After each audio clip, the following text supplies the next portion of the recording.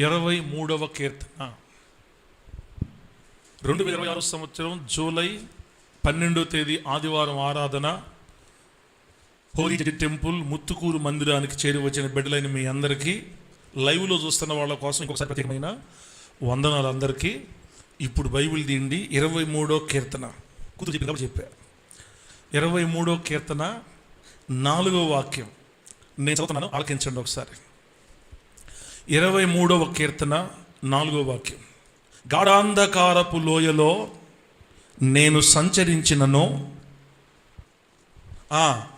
ఏ అపాయమునకు భయపడను. నీవు నాకు తోడయుందువు, నీ దుడ్డు కర్రయు నీ దండమును నన్ను ఆదరించును. నీ దుడ్డు కర్రయు నీ దండము నన్ను ఆదరించును అని అక్కడ రాయబడి ఉంది. చదివిన ఈ వాక్యాన్ని పరిశుద్ధాత్మదేవుడు మనందరికీ అర్థమగునట్లుగా బోధించి, వాక్యపు లోతులలో పరిశుద్ధతలో ప్రభు మనల్ని అందరినీ ప్రతిష్ఠించి, పరిశుద్ధుల స్వాస్థ్యములో దేవుడు మనల్ని అందరినీ భద్రపరిచి, మరణము వరకు లోకానికి వెలుగై ఉండునట్లుగా ఆయన మనలను స్థిరపరచును గాక.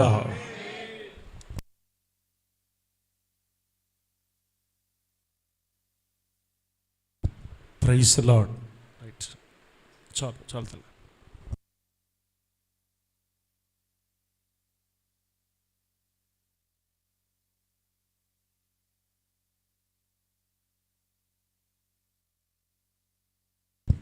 Praise the Lord. దేవుని బిడ్డలారా, చదవబడిన వాక్య భాగాన్ని మనం ఒకసారి ఆలోచన చేస్తే, దావీదు గారికి దేవుడు పాటలు రాసే వరం ఇచ్చాడు. ఆమేన్. ఏ వరం ఇచ్చాడు? పాటలు రాసే వరం. పాటలు రాయడమే కాదు, పాటలకి రాగం కూడా కట్టే వరం ఇచ్చాడు. పాటలు రాస్తాడు, రాగం కడతాడు. ఈ రెండు కాకుండా పాడే వరం కూడా ఇచ్చాడు దేవుడు. అంటే సింగర్ అని చెప్పాలన్నమాట. మామూలుగా ఇప్పుడు మన రోజుల్లో సింగర్, గాయకుడు అంటారు తెలుగులో. దావీదు గారికి దేవుడు ఆ వరం ఇచ్చాడు. ఆయన వందలాది పాటలు రాసి పాడాడు. కీర్తనలో ఉన్న చాలా కీర్తనలు అంటేనే పాటలు అని అర్థం. కీర్తనలు అంటేనే పాటలు అని అర్థం. దావీదు గారికి ఆ వరం ఇచ్చాడు దేవుడు. వరం ఇచ్చినప్పుడే మనం వాడబడాలా. వరం లేకపోతే దాని జోలికి రాకూడదు. ఆమేన్ అనండి. హల్లెలూయా. టైం వచ్చింది కాబట్టి ఒక మాట చెప్తా. ప్రార్థన చేసే వరం ఉన్నప్పుడే ప్రార్థన చేయాలా. ప్రార్థన చేసే వరం లేదనుకో దాని జోలికి పోకూడదు. పోయి అవమాన పాలవడం కంటే ఏముండదు అన్నమాట.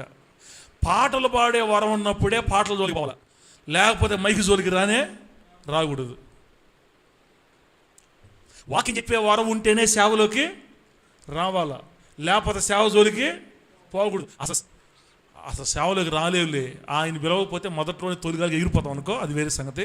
అంటే నేను ఇప్పుడు మిమ్మల్ని ఎగతాళి చేయడానికి ఈ మాటలు చెప్పట్లమ్మా, తెలుసుకుంటారని. అందరికీ పాటల వరం దేవుడు ఇవ్వడు. అందరికీ ప్రార్థన వరం దేవుడు ఈడు. అందరికీ పాటలు రాసే వరం ఇవ్వడు. అందరికీ వాక్యం చెప్పే వరం ఇవ్వడు. మీకు విషయం తెలుసా? నువ్వు గనక ఒక వ్యక్తితో మాట్లాడితే 5 నిమిషాలు మాట్లాడితే చాలు, అసలు ఆ వ్యక్తి కూలిపోతాడు అన్నమాట. అదొక వరం. ఏం చెప్పానో తెలుగా హిందీయా? నీవు కనుక ఇంకొక వ్యక్తితో మాట్లాడితే, అనగా బాధలో ఉండే వ్యక్తితో మాట్లాడితే, నువ్వు స్త్రీవైనా పురుషుడివైనా, పక్కన వాళ్ళతో నువ్వు మాట్లాడవనుకో 5 నిమిషాల తర్వాత వాళ్ళకి ఏమైపోద్ది అంటే, అక్క నువ్వు మాట్లాడుతుంటే నా బాధ అంతా దిగిపోయినట్టుంది అక్క, నువ్వు మాట్లాడుతుంటే అసలు నాకు నెమ్మది వచ్చేస్తుంది అక్క. పాస్టర్ అంతా చెప్పుకుంటే, సార్గా మాట్లాడితే మన అసలు ఆయన మంచి మాటలు చెప్తాడు, ధైర్యం వచ్చే మాటలు చెప్తాడని కొంతమంది అంటున్నారు. ఆ మధ్యకాలంలో మన గొంతు కూడా కొంతమందికి దీవెనకరంగా మారిపోద్ది. మనం మాట్లాడితే చాలు వాళ్ళు కూలిపోతారు, వాళ్ళ బాధలు తొలగిపోతాయి, వాళ్ళు మర్చిపోతారు, వాళ్ళకి ధైర్యం వచ్చేస్తుంది. మన మాటలను బట్టి వాళ్ళకి విశ్వాసం వస్తుంది, మన మాటలను బట్టి వాళ్ళకి నిరీక్షణ వస్తుంది. అది కూడా ఒక వరం. అలా అందరూ మాట్లాడలేరు. ఇంకొక వరం ఉంటుంది. నువ్వు కానీ ఏ రోజుతో మాట్లాడేవనుకో, వాళ్ళకు ఉండే బాధలు కాకుండా ఇంకా ఎక్కువ బాధ వేస్తారు వాళ్ళ మీద. 2 రోజులు బ్రతకాలు అనుకుంటుంటాడు వాడు. నువ్వు కానీ మాట్లాడితే వద్దు 2 రోజులు బతుకు, ఈరోజు చచ్చిపోతా, వద్దు నాకు. నిజమే అన్న చెప్పేది, ఎవరి కోసం బతకాలి, దేని కోసం బతకాలా, ఆ వధువు బతకడ చావడం మేలని కొందరి మాటలు కొందరిని ఇంకా చేస్తాయి. అట్లాంటి వాళ్ళు నోటికి కుట్టేసుకొని జీవితంలో నోరు తెరవకుండా ఉండడం మంచిది. దేవుడి దయ వల్ల మన దగ్గర అట్లా బిడ్డలు ఎవరు లేదు అనుకుంటున్నాను నేను. దేవుని నామానికి మహిమ కలుగును గాక. ఇదంతా ఎక్కడ వచ్చింది మనకి? ఇప్పుడు దావీదు గారికి వరం ఉంది, పాటలు పాడి పాటలు రాసి రాగం కట్టి పాడే వరం ఉంది.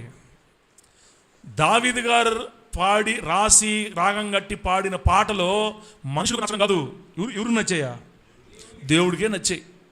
దేవుడికి నచ్చినాయి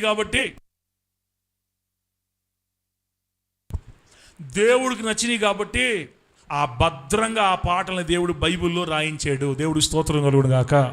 గట్టి చెప్పండి హల్లెలూయా. ఇశ్రాయేల్ పాస్టర్ చేత దేవుడు రాయించి పాడించిన పాటలు దేవుడికి ఇష్టం అనుకో, మనం చచ్చిపోయిన తర్వాత కూడా మన పాటలు భూమి మీద ఉండే ఏర్పాటు చేస్తాడు దేవుడు. ఆయన చేయలేదనుకో మనం ఫీల్ అవ్వకూడదు, నీ పాటలు భలే పాటలు లేరా అని ఆయన అనుకుంటాడు. ఇక మనం ఏం చేద్దాం? మామూలు పాటలు కాదు లేరా నీ పాటలు, చిన్న పాటలు కాదు. అవును భలే రాసేవారా నువ్వు, సిగ్గుమాలి లేదు ఆ పాట. ఏందని పోయిన వారం పాడిందన్న మనమా? సిగ్గుమాగిన వారు. ఇంకోటి ఏం పడతారు దాని తర్వాత? కఠిన హృదయులైన వారు నివసించే తరం ఇది. బ్రహ్మదండి చెట్ల వంటి మండల తొప్పల వంటి ప్రజలు నివసించే తరం ఇదని సేవకుని ఏర్పాటు చేసిన దానికే, సేవకుని ఏర్పాటు చేసిందే మండల తొప్పల వంటి వాళ్ళని బాగు చేయడానికి. హల్లెలూయా. సేవకుని ఏర్పాటు చేసిందే బ్రహ్మదండి చెట్ల వంటి వారిని రక్షించి దేవుని కదా. అప్పట్లో ఉద్రేకం ఉడుకు. ఇట్లాంటి పాటలు దేవుడికి నచ్చతాయో నచ్చవో నాకు తెలియదు, కానీ దావీదు గారు రాసిన పాటలు మాత్రం దేవుడికి నచ్చాయి. దావీదు గారు ఎక్కడ కూడా బ్రహ్మదండి చెట్లు మొండ తొప్పలు అండవు. నా దేవా, నా బలమా, నా కోట, నా తండ్రి ఆయన. దావీదు గారు ఏ పాట రాసినా కూడా దేవుడితో మాట్లాడుతుంటాడు, మన మాట కాదు. ఈ బిచారినులారా అంటే వాళ్ళ మొహం ఎంత అయిపోయా. చీచి, దేవుడు జ్ఞానం ఇచ్చాడు మనకి. ఇంకా అట్రా ఇప్పుడు మన పాట ఎక్కడ తెలుసు? ఇక్కడి నుంచి రాస్తే పైకి లేచి చీచి ఏమదా, హెచ్చింపబడేదవు నీవు దీవింపబడేదవు, పడిపోయిన చోటే లేచి నిలిచెదవు. బా నా ప్రాణమా కలత చెందకే, నీ దుఃఖ దినములన్నీ ముగిన త్వరలో. నా స్పీడ్ కాదు, సౌండ్ తగ్గిదల. కొంచెం పెట్టి. నా ప్రాణమా కలత చెందకే, నీ దుఃఖ దినములన్నీ ముగిన త్వరలో. నిన్ను బాధించు ప్రతికూలతలే కనుమరుగవగా, నిన్ను వెంటాడే శత్రుకేకలు తెరమరుగవగా. నిన్ను బాధించు ప్రతికూలతలే కనుమరుగవగా, నిన్ను వెంటాడే శత్రుకేకలు తెరమరుగవగా. నీవు హెచ్చింపబడేదవు, నీవు దీవింపబడేదవు, పడిపోయిన చోటే లేచి నిలిచెదవు. నీవు హెచ్చింపబడేదవు, మారదా? ఇంక మారదా? నీవు దీవింపబడేదవు, పడిపోయిన చోటే లేచి నిలిచెదవు. నా ప్రాణమా కలత చెందకే, నీ దుఃఖ దినములన్నీ ముగిను త్వరలో. హల్లెలూయా. ప్రకాశం ఒకటేసారి పేక్ కోయకుండా నిదానంగా చెప్పు, సౌండ్ తగ్గిస్తా ఆపు. పాట పాడితే ఇట్లా కొంచెం హుషారు రావాలా, నిజమే అనిపించాలా, అట్లా కాదు. ఇవి చారినులారో ఈ లోక స్నేహములకు మొహం అయిపోయి అట్లా లేకుండా. నీ హేరు కట్టింగు సౌందర్య సాధనములు నిన్నిట్లు నడిపించుచున్నవి, అగ్నిగుండానికి పరిగెత్తుకొని పోతున్నావు, ఎందుకు ఈ తొందర అని పాడితే మన మాటలే మన మీద శాపంగా మారిపోతాయి. బిడ్డలారా, తప్పని చెప్పట్లేదు నేను, తప్పని చెప్పట్లేదు. ఆ వయసుకి, ఆ ఉద్రేకానికి, ఆ కొత్త దినాల సేవకు సరిపోయిందిలే. ఇప్పుడు అనుభవం వస్తుంది కదా, దేవుడు నేర్పిస్తున్నాడు కదా, ఇట్లా మారేమన్నమాట. కాబట్టి దావీదు గారు రాసిన పాటలు మాత్రం చాలా మంచి పాటలు. అందుకని ఆ పాటలను దేవుడు బైబిల్లో భద్రపరిచి పెట్టాడు. మనం చనిపోయిన తర్వాత మన పాటలు భూమి మీద ఉంటే దేవునికి మహిమ కలుగును గాక. ఏం ఉండబోలేదులే అంటే సరే ప్రభు నీకు స్తోత్రం, పాట మనకేం పెద్ద ఇబ్బంది ఏం లేదు. ఇప్పుడు 4వ వచనం చూడండి. ఆయన పాడతా ఏమని పాడాడంటే, గాఢాంధకారపు లోయలో నేను సంచరించిననో ఏ అపాయానికి నేను భయపడను. ఎందుకు భయపడను నేనంటే, ప్రభువా నీవు నాకు తోడుగా ఉన్నావు, నీవు నాకు తోడయ్యుందువు, నీ దుడ్డు కర్ర నీ దండం నన్ను ఆదరించును అని రాశాడు అనమాట. బిడ్డరా, ఇక్కడ అంశం పేరు చెప్తా, అప్పుడు ఈ విషయం అర్థమైపోద్ది. అంశం పేరు రాసుకోండి. అంశం పేరు ఈరోజు టైటిల్, సబ్జెక్ట్ టైటిల్ పేరు ఏం పేరంటే, ఆదరణ కలిగించే దేవుని దుడ్డు కర్ర దండం. ఆదరణ కలిగించే దేవుని దుడ్డు కర్ర దండం. నీ దుడ్డు కర్ర నీ దండం నన్ను ఆదరించును అని చెప్తాను దావీదు గారు. బిడ్డరా, ఈ 4వ వచనం ప్రారంభంలో దావీదు గారు ఏమంటారంటే, గాఢాంధకారపు లోయలో నేను సంచరించిన ఏ అపాయానికి నేను భయపడను అని. దీన్ని బట్టి క్రైస్తవులు, దేవుని బిడ్డలు ఒక్కొక్కసారి ఖచ్చితంగా గాఢాంధకారపు లోయల్లోకి వెళ్ళాల్సిందే. ఆమేన్, ఆమేన్. వెళ్ళాల్సిందే. ఎందుకు వెళతామో మనకు తెలియదు, ఎందుకు ప్రభు తీసుకెళ్తారో మనకు తెలియదు. ఆయన అనుమతిస్తాడు మనకి. గాఢాంధకారపు లోయ అంటే అంధకారం అంటే చీకటి అని అర్థం. గాఢాంధకారం అంటే చిమ్మ చీకటి. డైరెక్టర్ గారు, గాఢాంధకారం అంటే చిమ్మ చీకటి, కాకులు దూరని కారడివి అంటారు. ఆ తర్వాత చిమ్మ చీకటి, అసలు చీకట్లో ఒక రకమైన చీకట్లో మనుషులు కనపడతారు. చిమ్మ చీకటి ఎవరు కనపడరు, ఇంకా మనకి పక్కన ఉండేవాళ్ళు కూడా కనపడరు, అంత చీకటి. ఆ లోయ, అది కూడా లోయ. మళ్ళా లోయ అంటే ఎక్కడో లోతు కిందకి లోయ. ఆ లోయలో దారేటో మనకు తెలియదు, దారులు ఉండవు. అటువంటి భయంకరమైన లోయలో మళ్ళీ గాఢాంధకారం. ఈ గాఢాంధకారమైన లోయలో నేను నడచినను సంచరించినను ఏ అపాయానికి నేను భయపడను అన్నాడు. బిడ్డరా, దేవుడి రోజు మనకి ధైర్యం ఏంటంటే, ఒకవేళ నువ్వు గాఢాంధకారపు లోయల్లో సంచరిస్తుంటే, ఇప్పుడు గాఢాంధకారపు లోయ వంటి అనుభవాల్లో మనం నడుస్తుంటే భయపడొద్దు అని మన వాక్యం. నేను భయపడను అంటాడు దావీదు గారు. ఏవయ్యా దావీదు గారికి అంత ధైర్యం? ఎందుకు భయపడవు? ఉండేదే గాఢాంధకారపు లోయ, నువ్వెందుకు భయపడవు? నేను ఎందుకు భయపడంటే, ఆయన నాకు తోడుగా ఉన్నాడు. నీవు నాకు తోడయ్యుందువు. బా, దావీదు గారి నమ్మకం ఏంటంటే, నేను గాఢాంధకార లోయలో సంచరించినా, సముద్ర దిగంత లోతుల్లోకి వెళ్ళిపోయినా, నీ ఈ ప్రపంచంలో ఏ మూలకు పోయినా, ఏ పక్కకు పోయినా, ఎక్కడున్నా దేవుడు మాత్రం నాకు తోడుగా ఉన్నాడు అని నమ్మకం. మనం కూడా అదే నమ్మాలి తల్లే. గాఢాంధకారపు లోయల్లో మనం సంచరించిన దేవుడు మనకు తోడుగా ఉన్నాడు కాబట్టి మనం భయపడకూడదు. ఏ అపాయానికి భయపడనో, నీవు నాకు తోడై ఉంటావు. నీవు నాకు తోడై ఉన్నావంటే నీ దగ్గర ఏముంటుందో తెలుసా? నీ చేతిలో ఏముంటుందో తెలుసా? నీ చేతిలో ఉన్న దుడ్డు కర్ర, నీ చేతిలో ఉన్న దండం నన్ను ఆదరిస్తాయి. దేవుడికి స్తోత్రం కలుగును గాక.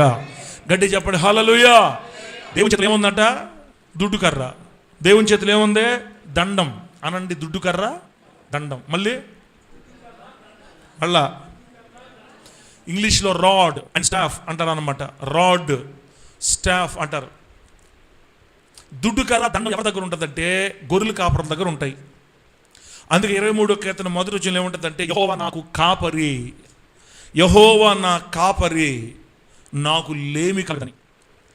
కాపర్ అన్న పదంలో ఇంగ్లీష్ బైబిల్లో షఫర్డ్ అని ఉంటుంది. The lord is my Shepherd. Shepherd అంటే గొర్రెల కాపర్ అని అర్థం.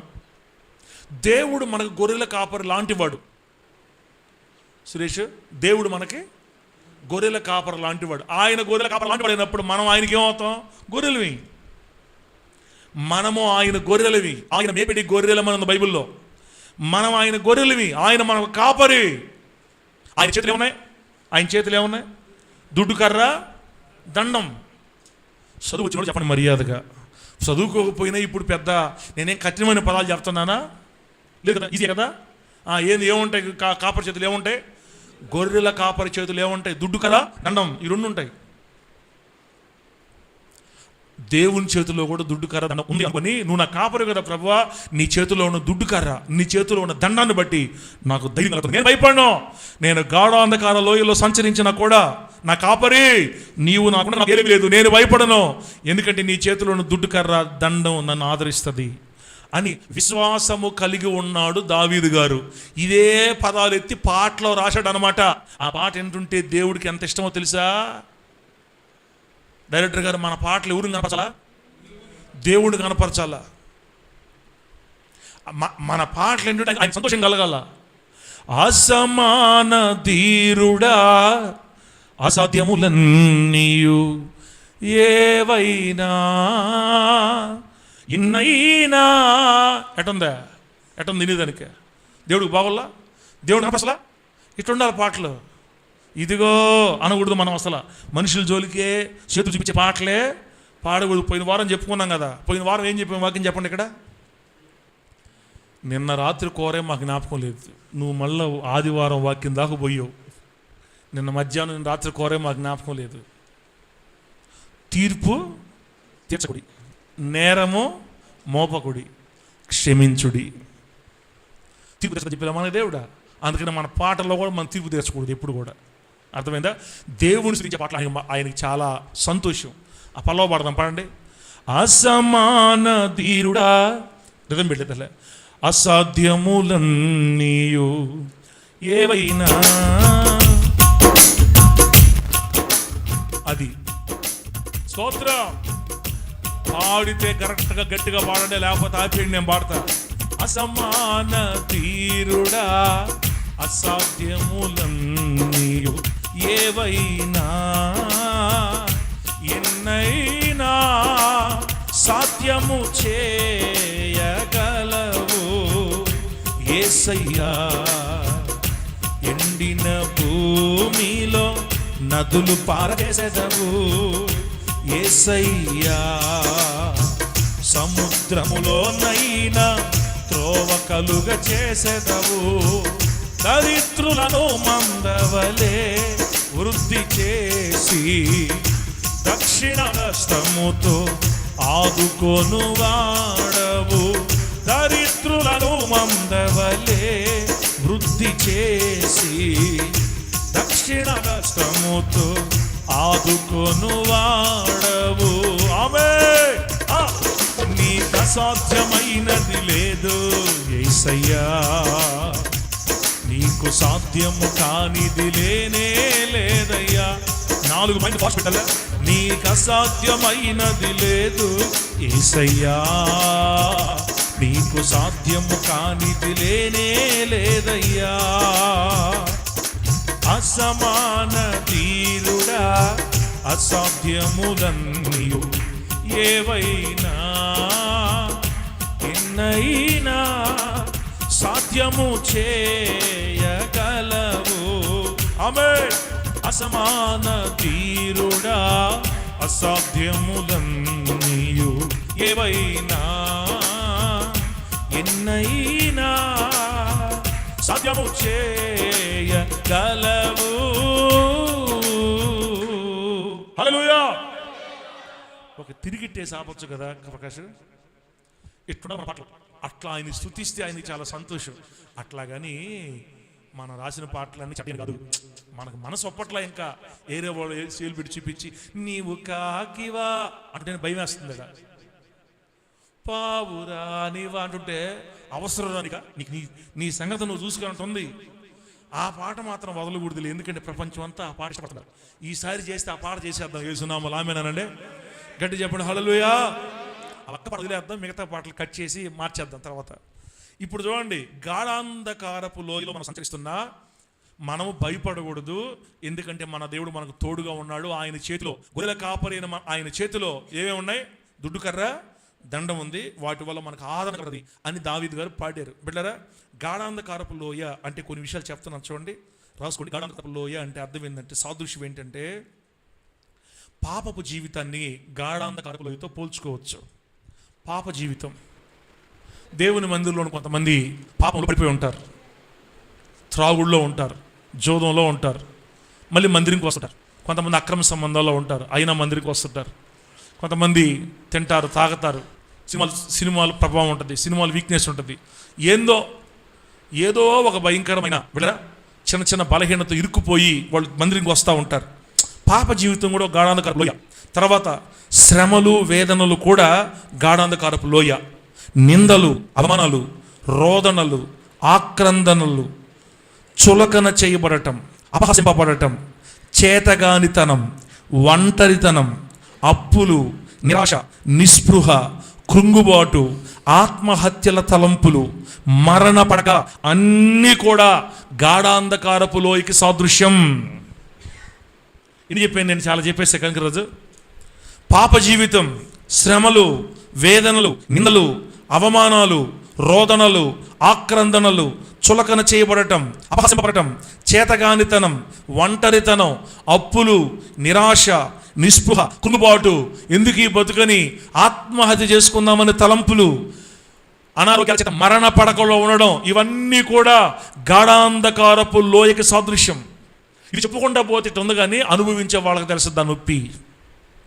ఒకవేళ ఈ మందిరంలో కూర్చొని మాట్లాడిన బిడ్డల్లో ఎవరైనా ఒకవేళ గాఢాంధకారపు లోయకి సాదృశ్యమైన అనుభవాలు ఉంటే, లైవ్లో చూసేవాళ్ళు, వీడియోలో చూసేవాళ్ళు కానీ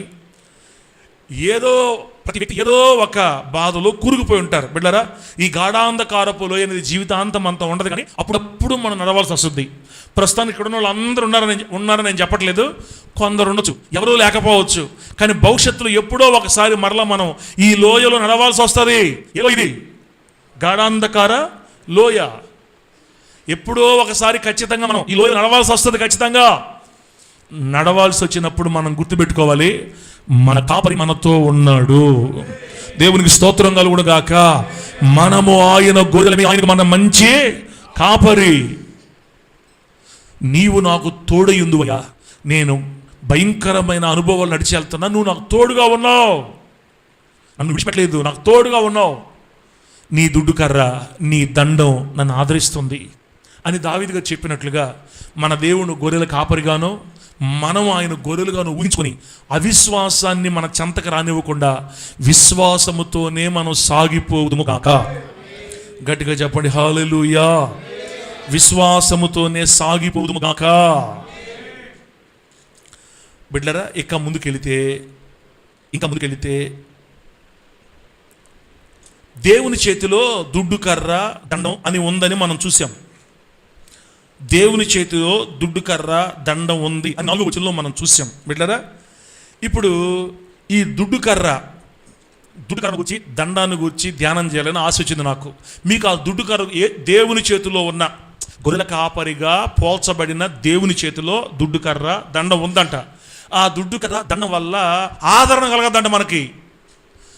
ఏమిటి ఆ దుడ్డు కర్ర, ఎలా మనం దాన్ని అర్థం చేసుకోవాలని నేను మీకు తీసుకొని వచ్చాను. బిడ్డలారా, ఒకసారి ఈ దుడ్డు కర్ర, ఈ దండం ఆదరిస్తాయి అన్న మాట మనం గుర్తుపెట్టుకుంటే దేవుని ప్రేమ మనకి అర్థమవుతుంది. నేను దుడ్డు కర్ర గురించి మీకు చెప్పే ముందుగా చెప్పాల్సిన విషయం ఏంటంటే, మనము ఆయన గొర్రెలమి, ఆయన మనకు కాపరి అన్న సంగతి నువ్వు మర్చిపోకపోతే దేవుని మీద విశ్వాసం నీకు తగ్గదు. హల్లెలూయా, హల్లెలూయా. ఆయన మనకి మంచి కాపరి, మనం ఆయనకి గొర్రెలమి. ఈ సంబంధంగా నీకు అర్థమైందంటే ఇక దేవుని మీద నీకు బాధ కానీ, లేకపోతే దేవుని మీద నీకు సనువులు కానీ, నన్ను దేవుడు వదిలేశాడు, నన్ను దేవుడు పట్టించుకోవట్లేదు, నేను అట్లా, నన్ను నేను ఇంతే, నా జీవితం, ఈ మాటలు రావు నీకు. దావీదు గారికి అసలు ఆ మాటలే రాలా. ఒక విషయం చెప్పమంటారా, దావీదు గారు ఒక భయంకరమైన పాపం చేశాడని మనందరూ తెలుసు. పొరుగువాని భార్యని బలాత్కారంగా లాక్కున్నాడు, ఆమె భర్తని బలాత్కారంగా చంపించాడు. అక్రమ సంబంధం ఒకటైతే నరహత్య 2. భయంకరమైన పాపాలు ఇవి దేవుని దృష్టిలో, ఈ 2 కూడా. ఇంత భయంకరమైన పాపం చేసినా కూడా దావీదుని దేవుడు వదిలేశాడా? నేను చెప్పాల్సిన మాట ఏంటంటే, ఇంత భయంకరమైన ఊబులో పడిపోయినా కూడా దావీదు గారికి దావీదు సంబంధం తెగలేదు. ఎందుకు తెగలేదో తెలుసా? దావీదు గారికి తెలుసు ఆయన నా కాపరి. ఆమేన్. ఆయన నా కాపరి కాబట్టి పడిపోయినందుకు నా దేవుడు నన్ను వదలడు, నన్ను విడిచిపెట్టడు, నన్ను వదిలేయడు, నన్ను నాశనం చేయడు, నన్ను కుషింపజేయడు, కృంగదీయడు. నేను మరలా నా తండ్రి దగ్గర రావాలని కోరుకునేవాడు. ఆయన నాకు కాపరి. ఏ కాపరి కూడా గొర్రెలు నాశనం అయిపోవాలని కోరుకోనే. తిరిగా హిందీ నేను చెప్పేది, మైనే బోల్ క్యా బోల్తీ తూ. నేను ఏం చెప్తున్నానో నాకు అర్థం. ఇప్పుడు మీ మొక్కలు చూస్తే అసలు నేను చెప్పేది నాకే అర్థం అవుతుందా, బిడ్డలకు అర్థం కావట్లేదా అనిపిస్తుంది. మీరు పెట్టే ఫేస్ రీడింగ్ చూస్తుంటే సూపులతో చంపేస్తున్నారు కొంతమంది. నన్ను అటు చంపబాకండి, మాటలు అర్థం చేసుకోండి.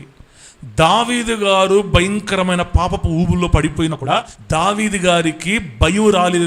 దేవుడు అంటే నన్ను చంపేస్తాడేమో, నన్ను కొనిచేస్తాడేమో, నన్ను నాశనం చేస్తాడు, నరకాన్ని పంపేస్తాడు, ఇది రాలా. ఈ ఫీలింగ్ రాలా దావీదు గారికి. ఎందుకంటే ఫీలింగ్ అంటే ఆయన ఎవరో దావీదుకి బాగా తెలుసు. దావీదుకి ఏం తెలుసు? ఆయన నాకు కాపరి, దేవుడు నాకు కాపరి. ఏ కాపరి కూడా గొర్రెలు నాశనం వాళ్ళు కోరుకోడు. నా ప్రభు దగ్గర నేను మరలా తిరిగి వెళ్ళి క్షమాపణ పశ్చాత్తాపడి కన్నీరు విడిచి ఏడ్చి క్షమాపణ అడిగితే నన్ను నా తండ్రి మరలా చేర్చుకుంటున్నాను, క్షమించడానికి తెలుసు. కాబట్టి దావీదు గారు పాపంలో పడిపోయినా కూడా భయపడిపోయి దేవుడు దూరం అయిపోయి ప్రార్థన చేయకుండా చర్చకి రాకుండా దూరం అయిపోలేదు. మరలా 51వ కీర్తన చదివితే పరిగెత్తుకుని ప్రభు దగ్గరికి వెళ్ళి, అయ్యా నీ దాసుని త్రోసివేయద్దయ్యా, నీ దాసుని నీ సన్నిధిలో త్రోసేదయ్యా, నీ పరిశుద్ధాత్మ నాకు దూరం చేయద్దయ్యా, నా జీవితాన్ని కడుగయ్యా, నా హృదయంలో స్థిరమైన మనసు నూతనంగా పుట్టించయ్యా, నా హృదయంలో స్థిరమైన మనసు నూతనంగా పుట్టించు, నన్ను కడుగు, నన్ను పవిత్రపరచని ఏడ్చాడు. ఏడిస్తే దావీదు అనుకున్నట్లుగానే దేవుడు దావీదును తోసేయకుండా మరలా దగ్గర చేర్చుకున్నాడు. నేను మరలా చెప్తాను బిడ్డ, నువ్వు ఎంత చెడిపోయిన పరిస్థితిలో ఉన్నా దేవుడు నిన్ను దూరం చేసుకోడు. ఆమేన్.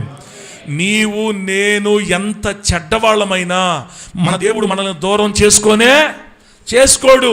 ఎందుకంటే మనం ఆయన గొర్రెలమి, లోకం నుంచి వేరు చేయబడ్డ వాళ్ళమి. తలే ఏసేపు నిన్ను లోకం నుంచి కోరుకున్నాడు దేవుడు, నిన్ను ప్రత్యేకించుకున్నాడు, నీ కోసం రక్తం కార్చాడు, నీ కోసం ప్రాణం పెట్టాడు, నీ కొరకు ప్రాణం పెట్టి నేను సంపాదించుకున్నాడు. 150 కోట్ల మందిలోంచి మనం వేరు చేయబడ్డాం. ఆయన వేరు చేసుకుని పిలుచుకుంది. చిన్న పాపం చేసి తప్పు చేస్తే ఎత్తుకెళ్ళి నేలకేసి బండకేసి కూడా చంపేయడానికి కాదు. అలాగని పాపం చేయమని దేవుడు చెప్పట్లా. బిడ్డ పడిపోయినా జారిపోయినా తప్పు చేసినా తిరిగి మరలా తన దగ్గర రావాలని కోరుకునే ప్రేమగల కాపరిని కలుగున్నాం మనం. దేవునికి స్తోత్రం కలుగును గాక. అందుకే ఏదైనా పొరపాట్లు జరిగినప్పుడు దేవుడు నన్ను శపించేస్తాడు, దేవుడు నన్ను కొడతాడు, దేవుడు గాయాలు చేస్తాడు, అయిపోయింది నాకు. మా సార్ చెప్తాడు డబల్ కోటింగు, నాకు ఫుల్ కోటింగ్ అనుకోకూడదు. మనం ఇక్కడి నుంచి తెలియక నేను కూడా డబల్ కోటింగ్ అన్నా. డబల్ కోటింగ్లే తలకాయలేదు అంతే. ఏం సార్ డబుల్ కోటింగ్ అని చెప్పింది నువ్వే, డబుల్ కోటింగ్ లేదు ఏమో తుస్సనేది నువ్వే, ఏం నమ్మాలి మేము? ఇప్పుడు ఇది నమ్ము. దేవుడు ప్రేమస్వరూపి, ఆయన మనకు కాపరి. ఇప్పుడు నేను చెప్పే మాట నిజమా అబద్ధమా మీకు తెలియాలంటే మిమ్మల్ని ఒక ప్రశ్న అడుగుతా. మీ పిల్లలు మీ ఏదో తప్పు చేస్తే మీరు కొడుతున్నారా? చచ్చిపోయేటట్టు సాగు కొడతా తల్లే. సతీష్ ఇప్పుడు నీకు కొడుకు పుట్టాడు, కొడుకు కూతురు తెల్ల కొడుకే కదా, పేరు పెట్టావు, ఏం పేరు తెల్ల? సన్నీ జాన్సనా అంటారా? హల్లెలూయా.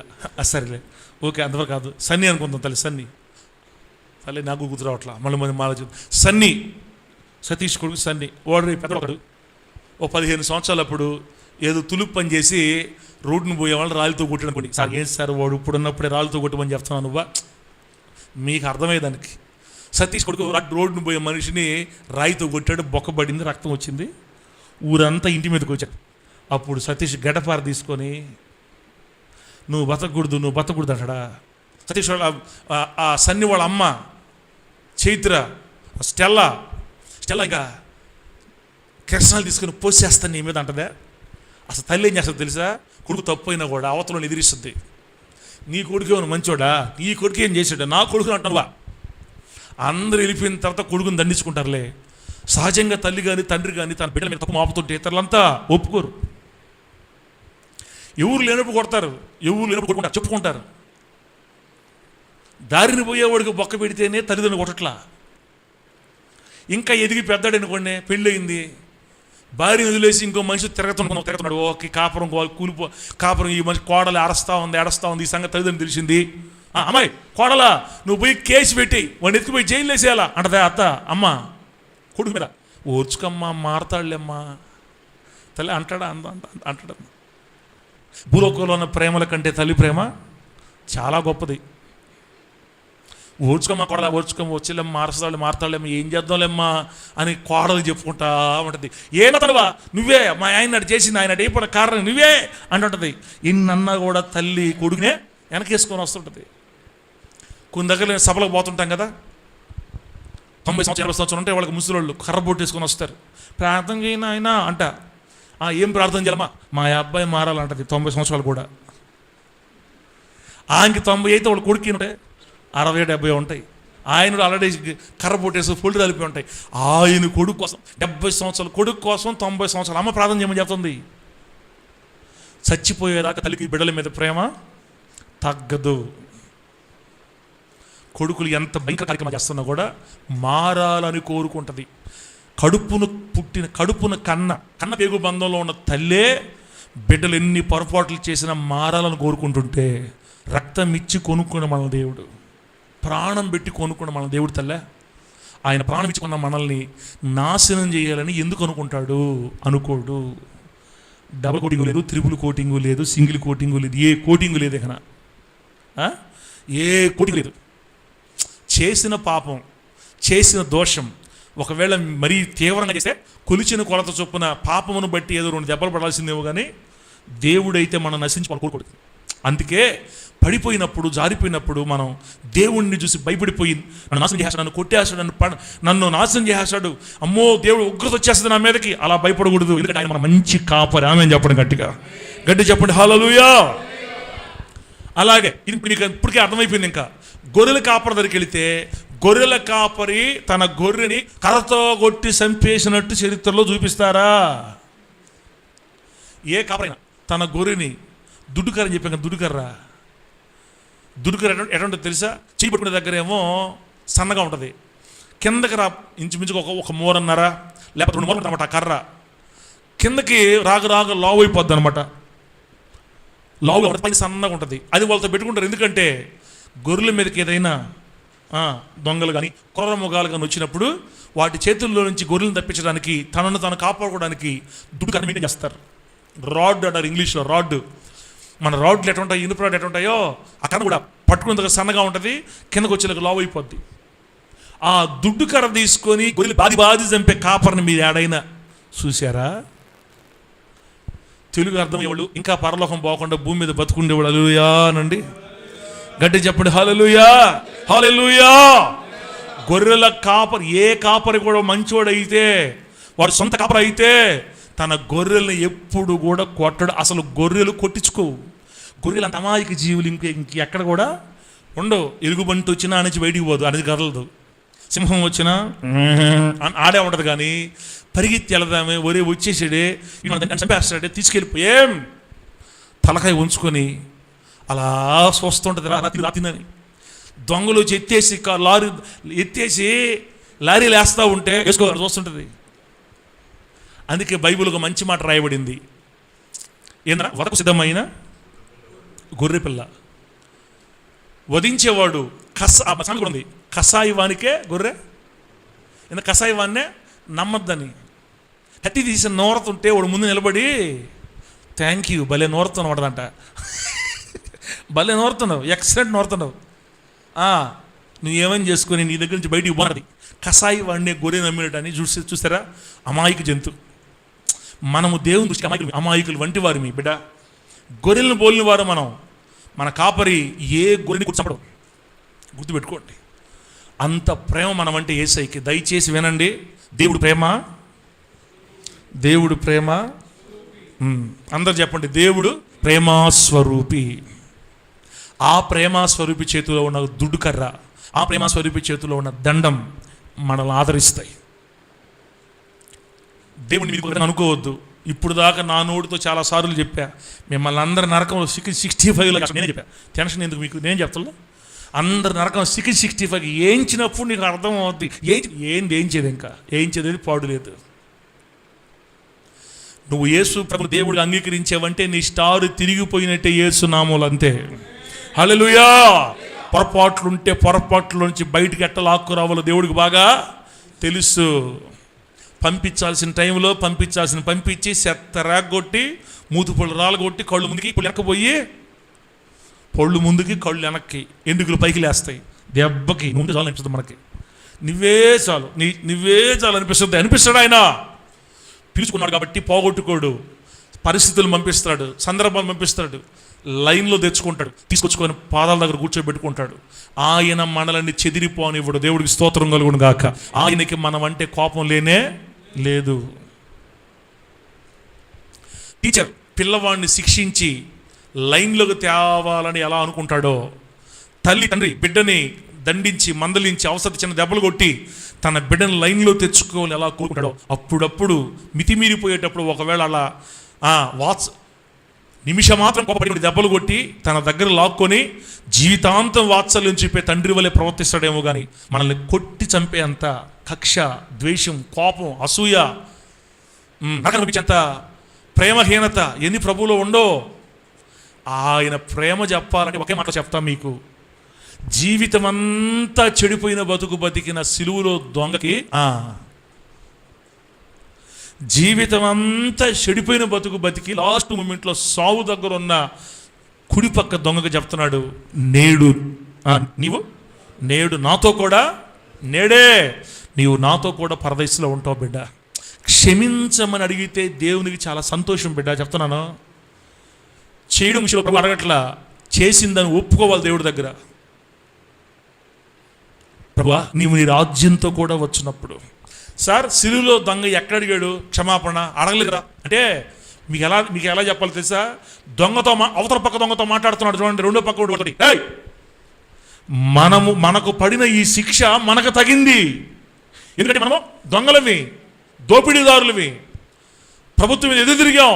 ఈ శిక్ష మనకు సరిపోయింది.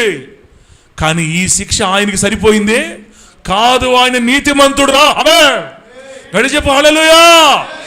అక్కడే అయిపోయింది పశ్చాత్తాపం. ఇంకా ఆయన నీతిమంతుడు, ఆయనకి ఈ శిక్ష సరిపోయింది కాదు. ఆయన ఏ నేరం చేయలేదు, మంచోడు రా అంటున్నాడు. ఒకటే మాట అయిపోయింది. ఇంకా ఆ ఒక్క మాటకే ఆ మాట చెప్పి కొంచెం ముందు పిలుచుకొని, ప్రభువా నీవు నీ రాజ్యంతో కూడా మరలా వచ్చినప్పుడు నన్ను జ్ఞాపకం చేసుకో. అయిపోయింది.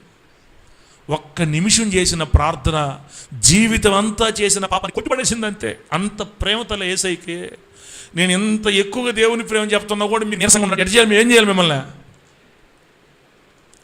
మీ అందరికీ ఐస్ క్రీమ్లు తీసేయాలి. ఇప్పుడు ఐస్ క్రీమ్లు తిని ఇంకా చాలా నిద్రపోవచ్చానే. నా మాట తల్లి చెప్పండి. రాబోయే ఐస్ క్రీమ్ కూడా పెడదాం వాళ్ళు మన చర్చిలో.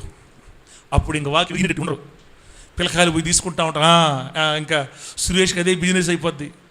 బాగా మీరు రండి, మీరు ఐస్ క్రీమ్ తినండి పోయి. చూసారా? రాబోయే రోజుల్లో జ్యూసులు, ఐస్ క్రీమ్లు కూడా పెట్టే మిషన్లు మన సంఘంలో దేవుడు ఇచ్చును గాక. అది చెప్పినట్టుగా ఎండాకాలం వస్తే మన బిడ్డలకు పంట పండిపోవాలా. ఫ్రీ కాదులే, ఉచితము కాదు, దేవుడు ఇస్తాడు. ఇప్పుడు ఆ బాధ ఎందుకు? ఇప్పుడు దేవుడి ప్రేమ ఉన్నాం బిడ్డలారా. ఇంత ప్రేమ కలిగిన గొర్రెల కాపరి వంటి మనసు కలిగిన మన దేవుడు దుడ్డు కర్ర దండం చేత పట్టుకొని గాఢాంధకారపు లోయల్లో నడుస్తున్న మన అందరి కోసం ఆయన పనిచేస్తున్నాడు. దేవుని స్తోత్రం కలుగును గాక. ఆయన మనతో ఉన్నాడు, మనలో ఉన్నాడు, మన కొరకు ఉన్నాడు.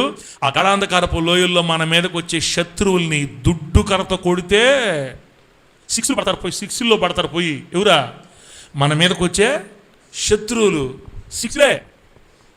ఆ అప్పులు వచ్చినాయి అనుకో, పట్టుకుని కొడతాడు 6. శత్రువు వచ్చిన చంపేస్తా 6. సింహం పూలు వచ్చిన మనకి గాఢాంధకారపు లోయలో 6లే. మనం కొట్టబల్లే. అవును, కానీ గాఢాంధకారపు లోయలో మనం నడుస్తున్నాము. మనం ఏమన్నా పని చేయాలా? మనం సైలెంట్గా పోతుండాలి. చెప్పండి ఆ వాక్య ప్రకారం. ఆ వాక్య ప్రకారం మనం ఏమైనా చేయాలా? తల కింద కొంచెం కాళ్ళు పైకి తపస్సు ఏమని రాశాడు దేవుడు అక్కడ. నువ్వు వెళ్తా ఉండు సైలెంట్గా, నువ్వు సంచరిస్తా ఉండు, నువ్వు పోతా ఉండు, నువ్వు నడుస్తా ఉండు. నీతో ఎవరున్నారు? దావీదు చెప్తారు, నీవు నాకు తోడుగా ఉన్నావు. నేను సైలెంట్గా వెళ్ళిపోతుంటా. ఆ పక్కేం వచ్చినా, ఈ పక్కేం వచ్చినా, వెనకేం వచ్చినా, ముందే వచ్చినా 6 కొట్టే దేవుడు నువ్వు నాకు ఉన్నావు. అదే కీర్తనలు అక్కడే ముందు ఆ కీర్తనలు ఏముంటుందంటే 120 దగ్గర పోతే 91 అనుకుంటా కదా, పగటి వేళ ఎగురు బాణములకైనా, మధ్యాహ్నం ముందు పాడు చేసే రోగానికైనా, చీకట్లో సంచరించు తెగులుకైనా నీవు భయపడవని రాయబడింది అక్కడ. మన మీదకి బాణాలు వచ్చినా, తెగుళ్ళు వచ్చినా, ఆ చీకట్లో మన మీదకి ఏ బాణాలు వచ్చినా సైలెంట్గా హ్యాపీగా పాటలు పాడుకుంటూ వెళ్ళిపోవటమే. ఇక నీకు చుట్టూ పెడతాడు. ఇంకా అసలు మీకు దేవుని ప్రేమ అర్థం కావట్లేదా? కొంతమంది ఏం చెప్తారంటే ప్రార్థన చేయకపోతే శక్తి వచ్చి కొట్టేస్తారు, మనం గట్టిగా ప్రార్థన చేసుకోవాలా, ప్రార్థన లేకపోయలే కదా మీకు ఈ బాధలు అని మనం నమ్మేం కాబట్టి మనకు దెబ్బలు తగిలి. ఇప్పుడు నేను మీకు చెప్పేది ఏంటంటే, అంటే నేను ప్రార్థన చేయటం కాబట్టి, ఎక్కువగా ప్రార్థన లేదు కాబట్టి నాకు ఈ శిక్షలో అన్నావు అనుకో, వచ్చేస్తా. నీకు చెప్తున్నా, నువ్వు అట్ట ఉండకూడదు. నేను ఆరాధించే దేవుడు నా చుట్టూ ఐరన్ డోమ్ పెట్టున్నాడు అనుకోవాలి మనం. ఏ డోమ్ అన్నా బంధమన్నా? ఏ డోము? ఐరన్ డోమ్ అంటే ఇజ్రాయేల్ ప్రస్తుతం ఇజ్రాయేల్ కంట్రీలో ఈ ఐరన్ డోమ్ సిస్టమ్ పనిచేస్తుంది. ఈ దేశం 4 మూలలు పెట్టుంటారు వీటిని. అవి ఎందుకు ఉపయోగిస్తారంటే, శత్రు దేశాల వాళ్ళు ఈ దేశం మీదకి బాంబులు పంపించినప్పుడు ఆ బాంబులు వచ్చి ఈ దేశం మీద పడకుండా మార్గ మధ్యంలో ఉన్నప్పుడే పైనే పేల్చేస్తాయి, అంతే. అర్థమేనండి? ఇతర దేశాలు ఏమేస్తారు మన మీద? బాంబులు వేస్తారు. ఆ బాంబులు వచ్చి మన దేశం మీద పడ్డాయి అనుకో, 2 రోజుల కల్లా సమాధి పాట అంతా దేశం అంతా. అందుకని ఇజ్రాయెల్కి దేవుడు ఏ జ్ఞానం ఇచ్చాడంటే, వాళ్ళ బాంబులు వచ్చి మన దేశం మీద పడకముందే గాలులు పెంచేస్తాయి. దాన్ని ఐరన్ డోమ్, డేవిడ్ స్లింగ్ అంటారు అనమాట. ఐరన్ డోమ్ అంటే రక్షణ కవచంలాగా పనిచేస్తుంది దేశం అంతా చుట్టూ. సేమ్ అదే వ్యవస్థ దేవుడు తన ప్రజలకి పెట్టుంటాడు. Amen, amen. నువ్వు నిద్రపోతున్న కథ ఉండయి, నువ్వు గమ్మగా పడుకో ఉండు. అవి వచ్చి శత్రులు వేసారా గాలులు వెళ్ళిపోతుంటాయి. నమ్మాలా? అయితే మనం దీన్ని నమ్మాలా? సార్ ఇట్లా చెప్పకండి సార్, మీరు ఇట్టగాని చెప్పారంటే ప్రార్థన కూడా చేయరు ఎవరు. నేను ప్రార్థన చేయొద్దని చెప్పట్లా, నేను చెప్పి ప్రార్థన చేయదనే చేయబాకండి ఇక్కడ నుంచి ఎవరు అన్నానమ్మా. కరుణక ఎందుకు కరుణక అర్థం చేసుకుంటున్నాను. మీరు చేయలేకపోయినా కొంతమంది దాని గురించి అడుస్తూ ఉంటారు. నేను చెప్తాను కదమ్మా, ప్రార్థన చేయటం కూడా ఒక వరం. ఆమేన్, ఆమేన్. వరం కానీ లేకపోతే 10 నిమిషాల తర్వాత నీకు ముళ్ళ మీద కూర్చుంటుంటుంది. అనుభవం చెప్తున్నా నేను. ప్రార్థన వరం కనుక నీకు లేకపోతే 10 నిమిషాల తర్వాత ముళ్ళ మీద కూర్చుంటుంటుంది. మళ్ళా బైబిల్ చదవ, మనం గంటలో పోరు చదవగలుగుతావు. నీకు బైబిల్ చదివే వరం. ప్రార్థనలో కూర్చుంటే ఒక 15 నిమిషాలకు అన్నట్టు ఉంటుంది. ఇంక మనం ఏం చేద్దాం దానికి? అయ్యో కూర్చో అంటే ముళ్ళు మీద కూర్చున్నటువంటి ఏడ కూర్చుంటావు ఇంకా. అందుకే దేవుడు ఎక్కడ కూడా బైబిల్లో ప్రార్థన కానీ చేయకపోతే మీకు అన్ని దరిద్రాలు వచ్చేస్తాయని బైబిల్ ఏడ రాపినే. అదే సార్ బైబిల్ ఏముంది? శోధనలో మీరు ప్రవేశింపకుండానట్లు మెలకువ కలిగి ప్రార్థన చేయండి అని యేసు ప్రభు వారు చెప్పలేదా? అదొకటి పట్టుకొస్తారు లింగులింగమని. అప్పటికి పరిశుద్ధాత్మ తరం ఇంకా స్టార్ట్ కాలేదులే. అప్పటికి పెంతెకొస్తు పండుగ పరిశుద్ధ దేవుడు దిగిరాలా, పరిశుద్ధ ఇంకా ప్రజలు రాలేదు కాబట్టి అటు అన్నాడులే. అమ్మా చేసేవాళ్ళు చేయండి అమ్మా, మళ్ళీ నా మాటలు మళ్ళీ మీరు వెనకపోతారమ్మా. నేను మీ భక్తిని తీయడానికి రాలేదమ్మా, మీ భక్తిని తగ్గించడానికి రాలా. నేను ఎందుకు ఇంత ఓపెన్గా చెప్తున్నానంటే, ఏడ్చేవాళ్ళు ఎక్కువైపోయారు క్రైస్తవుల్లో, దిగులు పడే వాళ్ళు ఎక్కువైపోయారు, కృంగిపోయిన వాళ్ళు ఎక్కువైపోయారు.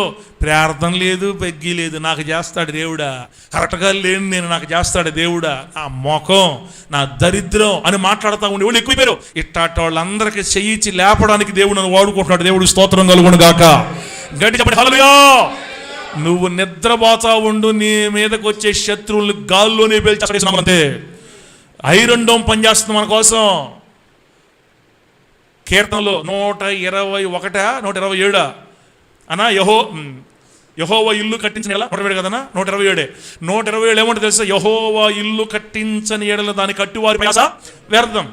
యెహోవా పట్టణమును కాపాడని ఎడల దాని కావలి కాయవారి మేలుకొని ఉండుట వ్యర్థం. ఒకడు వేకుని లేచి చాలా రాత్రి తర్వాత పండుకొనుచు కష్టాజితమైన ఆహారం తినుచుండుట వ్యర్థమే. తన ప్రియులు నిద్రించుచుండగా అని ఉంటుందాడా.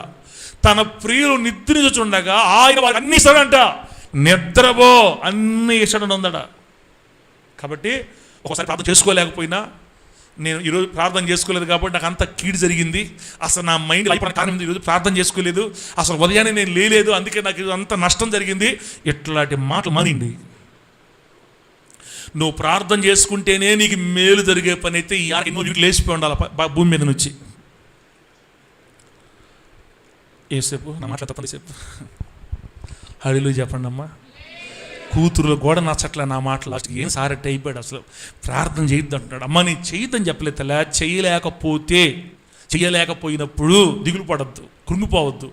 నీ తండ్రి తల్లి అయినా నీ దేవుడు నీ కాపరి. మనం చేస్తేనే ప్రేమించేవాడు కాదు, ఆల్రెడీ ఆయన మనల్ని ప్రేమించాడు కాబట్టి మనం ఆయన దగ్గరికి వచ్చాం. మనం పాపులమై ఉండగానే యేసయ్య మన కోసం చచ్చిపోయాడు. మనం భక్తిహీనులమై ఉండగానే ఆయన మన కోసం ప్రాణం పెట్టాడు. నువ్వు నీతిమంతురాలు అయినప్పుడు కాదు నిన్ను ప్రేమించిన ఆయన, నువ్వు పాపంలో ఉన్నప్పుడే నిన్ను ప్రేమించాడు. అర్థమైందా? మనం లోకంలో ఉన్నప్పుడే మనల్ని ప్రేమించి మన కోసం ప్రాణం పెట్టాడు. ఇప్పుడు ప్రభువు దగ్గరికి వచ్చాం, రక్షించబడ్డాం. ఒకసారి చేయకపోతే ఏం అనుకోలే, మీరు టెన్షన్ ఫీల్ అవ్వకండి. టీచర్లు స్కూల్లో రేపు కానీ మీరు హోంవర్క్ రాసుకోరాకపోతే కర్ర తీసుకొని మొక్క 40 దెబ్బలు కొడతా అని చెప్పాడు. వాళ్ళు భయంతో రాసుకొచ్చారు, కొంతమంది రాసుకోరాలా. ఈ రాసుకోరాలా లేపి సావు దెబ్బలు కొడతాడా? సావు దెబ్బలు కింద పడేసి కాళ్ళతో రాడ్లతో కొడతారా? కొట్టరు. ఇంకా మంచోడనైతే, బిడ్డలు ఉండే తండ్రిగానైతే ఒరే చదువుకోకపోతే సమోసాలు అమ్ముకుంటారా అని మంచిగా చెప్పి వదిలేస్తాడు. నన్ను కానైతే స్కేల్ తిరగబెట్టి కొట్టారు. మరి ఏదో నా మొహం చూస్తే అందరూ కొట్టాలనిపించేది టైంలో. నా మొహంలో ఉండే కళ అట్లాడేది. సార్ రావటం తిప్పరా, ఇష్ట కొడితే ఏమవుద్దని ఇష్ట తిప్పించేవాళ్ళు, మళ్ళీ స్కేల్ తిప్పి కొట్టేవాళ్ళు. పొలా అనేది అమ్మా అని ఏడ్చేవాడు. అంతేగా నన్నది సావు దెబ్బలు కొట్ల. అందరూ వచ్చి నన్ను కొట్టారు. ఇప్పుడు నా చేతికి మైకి ఇచ్చాడు దేవుడు. చెప్పండి గట్టిగా, గట్టి చెప్పు హల్లెలూయా. అల్లూరులో ఉండే మా సార్లు అందరూ ఫేస్బుక్లో నన్ను చూస్తారు. మావాడు మా క్లాస్మేట్, మా ఫ్రెండ్, సూపర్. అల్లూరులో గోడల మీద అంతా ఫోటోలు ఇస్తే ఒకసారి 3 సార్లు ఫోన్ చేశారు నాకు. రమేష్ ఏం ఊరంతా ఆక్రమించేసేవేంది నువ్వు? మీరు కొట్టారు కదా సార్ నన్ను ఇక్కడ, అందుకనే సార్ ఒరే ఒకసారి రారా మాట్లాడాలి కాలేజీ నీతోటే. పోయా ఒకసారి సభలు జరుగుతుంటే పోతే అందరూ ఒక దగ్గర కూర్చో ఉండే సార్లు అంతా చేతులు కట్టుకోవాలి కదా, మళ్ళీ కట్టుకోపోతే అదొక బాధ. చేతులు దీవయ్యా సాలు కానీ అని వాళ్ళే అన్నారు. మళ్ళీ చేతులు దించా. ఇప్పుడు తమరు స్పీకర్ అయిపోయి స్టేజ్ల మీద మాట్లాడుతుంటే మా దగ్గర ఓవర్ యాక్షన్. అసలు అప్పుడు క్లాసులో ఉన్నప్పుడు గడగడ భయపడిపోయేవాడివి నువ్వు. ఏమైనా చెప్పమంటే భయపడిపోయేవాడివి. ఇంతమంది మైకులు పట్టుకొని ఎట్లా చెప్తారా నువ్వు? ఎక్కడ నేర్చుకున్నావు? ఎక్కడ చేసావు? చేసానులే సార్ అని చెప్పే వాళ్ళకి. మన ఒకసారి ఉండి నేను నెల్లూరు ఆ బస్టాండ్ దగ్గర ఒక వాక్యం చూసా. ఆ వాక్యం ఏంటంటే విజయమందు మరణము మింగివేయబడిను అనే వాక్యం చూసా. అదేంటిరా దానికి అర్థమా అడిగాడు నన్ను. అప్పుడు అర్థం ఉంటుంది కదా. ఖచ్చితంగా చెప్తాను సార్ నీకు, యేసు ప్రభువు సమాధిలో లేచారు సార్, ఆ మరణం జయించారు సార్, అందుకని దాన్ని అటు అన్నాడు సార్ అన్న. ఆయనకి ఏం అర్థం కాలే, సరేలే పో అన్నాడు. చూసారా, కుట్టిన వాళ్ళందరూ పిలిచి గౌరవించారు. మళ్ళీ దేవునికి స్తోత్రం కలుగును గాక. గట్టి చెప్పండి హల్లెలూయా. బిడ్డలారా, ఆయన మన తండ్రి. నశింపచలు కొడుకునేవాడు కాదు, ప్రార్థన చేస్తేనే దీవించేవాడు కాదు, ఉపవాసాలు ఉంటేనే దీవించేవాడు కాదు. బిడ్డలారా, ఉండలేకపోయినా, ఒకవేళ జారిపోయినా, బలహీనపడినా, ఒకవేళ ఒకసారి ప్రార్థన చేసుకోలే, ఖచ్చితంగా ప్రార్థన చేసుకోవాలి. ప్రతి ఉదయాన్ని ప్రార్థన చేస్తే అది క్షేమం, నెమ్మది, ఆదరణ, సంతోషం. మనం నిజంగా దేవుని ప్రేమించే వాళ్ళం అయితే మనం దేవుడితో టైం గడపాలి. ఖచ్చితంగా ప్రేమించిన వాళ్ళతో సమయం కోరుకుంటాం. మన తండ్రిని మనం నిజంగా ప్రేమిస్తున్నట్లయితే మనం ఆయనతో సమయం గడపాలి. గడపలేకపోయినా కూడా దేవుడు మనల్ని బాధ పెట్టడు, కొట్టడు, తిట్టడు, నాశనం చేయడు. అర్థం చేసుకుంటాడు, అవకాశం ఇస్తాడు, నడిపించుకుంటాడు ముందుకి. ఆయన మన కాపరి. నువ్వు నమ్మితే బిడ్డ, నువ్వు నిద్రపోతా ఉంటే నీ మీదకి వచ్చే బాంబులు గాల్లోనే పేలిపోతాయి యేసు నామములో. నిన్ను టచ్ కూడా చేయలేరు యేసు నామములో ఎవరు కూడా. ఆ నమ్మకం ఉండాలి మనకి. నా చుట్టూ నా దేవుడు ఆ కంచి వేశాడని నమ్మి దేవుని మహిమ కొరకు మనం ముందుకు సాగిపోదుము గాక. గట్టిగా చెప్పండి హల్లెలూయా. ఎంత అయిందమ్మా? ఎంత ఏమైందమ్మా? 50 చిన్న పల్లవబడి ప్రార్థన చేసుకుందాం. మరి దుడ్డుకర గురించి, దండ గురించి వచ్చే వారం మనం మాట్లాడుకుందాం. పరిచయం అయిపోయింది. ఇప్పుడు చిన్న పలవ పాడదాం. తల్లి ఇందాక పాడిన పాట ఏం పాట అది పెడతావా? అసమాన ధీరుడా పెట్టు. అసమాన ధీరుడా, అసమాన ధీరుడా, అసాధ్యములన్నీయు ఏవైనా ఎన్నైనా సాధ్యము చేయగలవు. అసమాన ధీరుడా, అసాధ్యములన్నీయు ఏవైనా ఎన్నైనా సాధ్యము చప్పుడు కొడదాం అందరికంటే. చప్పుడు బిడ్డ,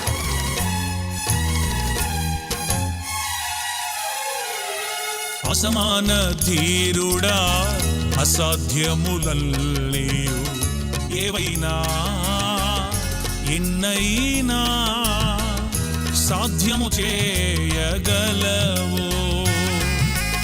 అసమాన ధీరుడా, అసాధ్యములన్నీయు ఏవైనా ఎన్నైనా సాధ్యము చేయగలవు. యేసయ్యా, ఎండిన భూమిలో నదులు పారజేసెదవు. యేసయ్యా, సముద్రములోనైనా త్రోవ కలుగ చేసెదవు. దరిద్రులను మందవలే వృద్ధి చేసి దక్షిణ హస్తముతో ఆదుకొనువాడవు. దరిద్రులను మందవలే వృద్ధి చేసి దక్షిణ హస్తముతో ఆదుకొనువాడవు.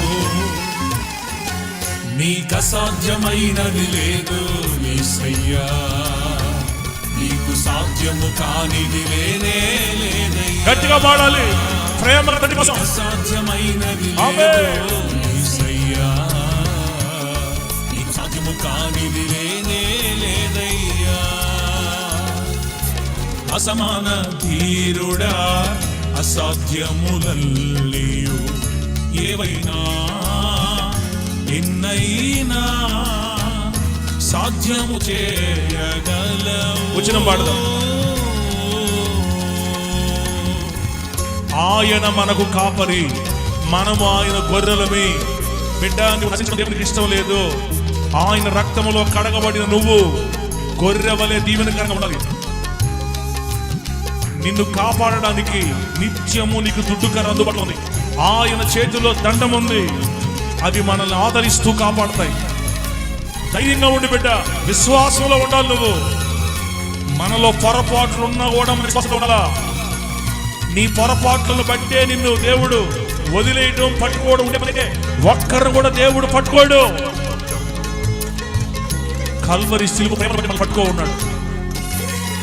ఘనుడా నీవే, నీ నీతిని బట్టి ఉపదేశ క్రమమొకటి ఘనపరిచావే, గొప్ప చేసినావే.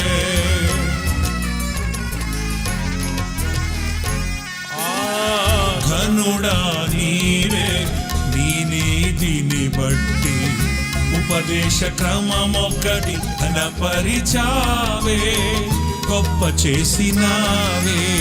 రాళ్ళ వంటి మనస్సులే ఉపదేశ సారముతో నింపబడుచుండగా, రాళ్ళ వంటి మనసులే ఉపదేశ సారముతో నింపబడుచుండగా, ఉజ్జీవముతో నింపితివి, అరుదైన ముత్యాలుగా మార్చుకుంటివి. ఉజ్జీవముతో నింపితివి, బహు అరుదైన ముత్యాలుగా మార్చుకుంటివి. హల్లెలూయా. నీకు అసాధ్యమైనది లేదు యేసయ్యా, నీకు సాధ్యము కానిది లేనే లేదయ్యా. నీకు అసాధ్యమైనది లేదు యేసయ్యా, నీకు సాధ్యము కానిది లేనే లేదయ్యా. అసమాన ధీరుడా, అసాధ్యములన్నీయు ఏవైనా నిన్నైనా సాధ్యము చేయగలవు. హల్లెలూయా, హల్లెలూయా. 5 నిమిషాలు ఆపేస్తా బిడ్డ, 5 నిమిషాల్లో. అంశం పేరు చెప్పండి ఒకసారి. ఆదరణ కలిగించే దేవుని దుడ్డు కర్ర దండం. ఇప్పుడు దుడ్డు కర్ర కదా, దుడ్డు కర్ర మళ్ళీ రేపు వారం దాకా ఎందుకు, జస్ట్ గుర్తు చేసి ఆపేస్తా బిడ్డ. దుడ్డు కర్ర అంటే మీకు చెప్పాను నేను, గొర్రెల కాపరి దుడ్డు కర్రని ఒక బలమైన గట్టి కర్రగా తయారు చేసుకుంటాడు.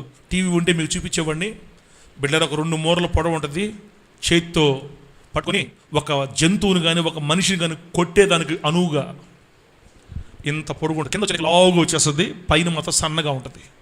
ఆ దుడ్డు కర్ర తనతో పెట్టుకుంటాడు ఎప్పుడు. తర్వాత దండం. దండం అంటే వంకి కర్ర, పొడుగ్గా ఉంటుంది, పైన మాత్రం ఎట్లా ఉంటుందా వంకి. అర్థమైంది వంకి అంటే? ఇక్కడ పైన కర్ర ఇట్లా, అంత కర్ర పొడుగ్గా ఉంటుంది, పై ఇట్లా ఉంటుంది. ఈ 2 గొర్రెల కాపరి దగ్గర ఉంటాయి.